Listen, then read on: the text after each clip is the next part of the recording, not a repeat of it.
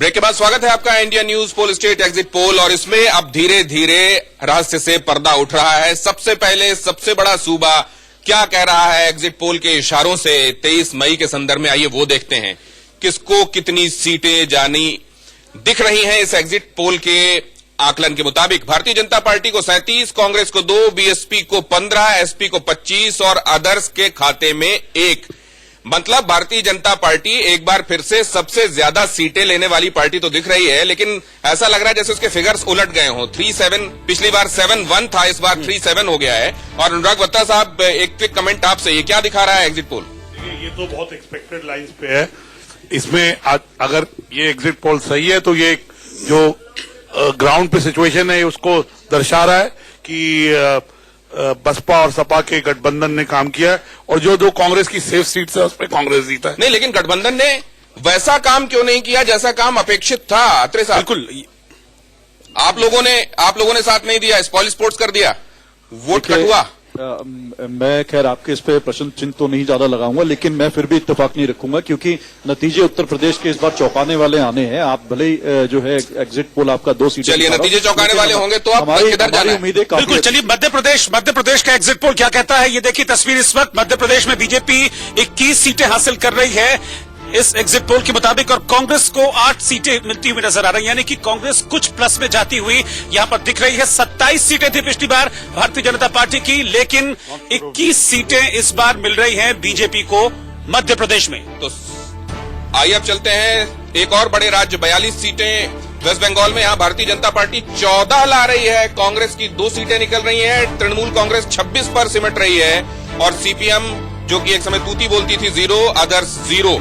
यानी कि कांग्रेस को कोई फायदा, कांग्रेस को 2 का नुकसान, टीएमसी को भी नुकसान और बीजेपी 2 से पहुंच रही है 14 पर। यानी कि बीजेपी इस बार एग्जिट पोल के मुताबिक 12 सीटें गेन करती हुई नजर आ रही है। चलिए और आइए अब चलते हैं राजस्थान। पिछली बार 25 में से 25, इस बार कितने? 25 में से 24, 1 नंबर कम हुआ और वो 1 नंबर जो जा रहा है वो कांग्रेस को जा रहा है, अदर्स के खाते में 0। मतलब 1 नंबर कटे हैं यहाँ, 1 सीट कांग्रेस ने रेस्ट कर ली है। और अब रुक करते हैं गुजरात का।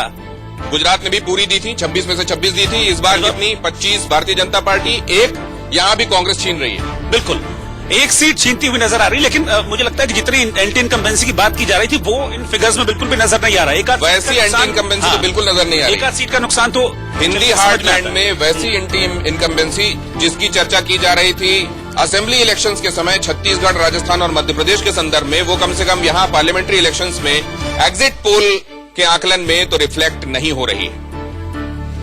बिल्कुल बीजेपी को 1 सीट का नुकसान यहां पर होता हुआ दिख रहा है।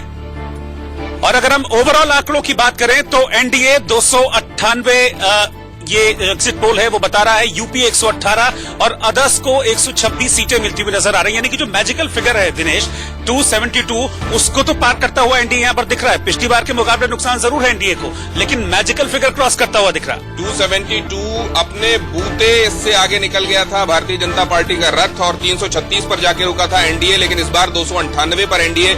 मतलब एंटी इनकम्बेंसी का ऐसा नहीं है कि प्रकोप नहीं झेलना पड़ रहा है, लेकिन ऐसा भी नहीं कि वो एंटी इनकम्बेंसी सरकार बनाने से रोक दे। यूपीए रथ बढ़ा तो आगे, कहा खुद कांग्रेस 44 पर सिमट गई थी और उसके पहले के इलेक्शंस में 204 पर थी, लेकिन अब वो अपने कुनबे के साथ भी बढ़ रही है तो 118 तक ही जा रही है। और अदर्स में जिसमें आप तमाम धींगा मुश्ती देख रहे हैं, इधर से उधर की दौड़ देख रहे हैं, एक नेता दूसरे नेता के पास जा रहा है, समर्थन जुटा के सरकार बनाने की कोशिश की बात हो रही है, वहां 126 तक ही आंकड़ा पहुंच रहा है। इसीलिए हम कह रहे थे सूत न का पास जिलाओं में लट्ठम लट्ठ। लेकिन क्या ये आकलन, ये प्रोजेक्शन जो हमको एग्जिट पोल के माध्यम से मिल रहा है, क्या उसी तरीके से ट्रांसलेट होता है? क्योंकि ये साइंटिफिकली किया गया है, बड़े सैंपल साइज को लेकर किया गया है, इसलिए बहुत मुमकिन है कि इसके आसपास जाकर ही असल में मामला रुकेगा। लेकिन इसमें एक मनीष अवस्थी साहब की त्वरित प्रक्रिया ले लें। मनीष साहब, ये एक्सपेक्टेड लाइंस पर है? देखिए, बातचीत तो हो रही थी कि भाई बीजेपी के नेतृत्व वाली ही सरकार बनेगी, लेकिन स्पष्ट रूप से जो आंकड़ा आ रहा है ये अपने आप में एक चौंकाने वाला आंकड़ा है, क्योंकि हिंदी पट्टी राज्यों में ऐसी उम्मीद थी कि भाई 3 राज्यों में जहां कांग्रेस ने अपना दमखम दिखाया था विधानसभा चुनाव में, वहां पर अगर भी जो हमने राज्यों को दिखाया, चाहे मध्य प्रदेश में थोड़ा ज्यादा नुकसान है, राजस्थान हमने देखा, गुजरात हमने देखा, वहां पर वड़ा प्रधान का जो जादू है वो अब भी कायम है। तो ये सारी बातों को देखते हुए ऐसा लगता है कि लोगों ने देश के लिए वोट किया है और देश में ऐसे व्यक्ति के लिए वोट किया है जहां पर एयर स्ट्राइक ज्यादा बड़ा काम कर गई। संजय चोकर साहब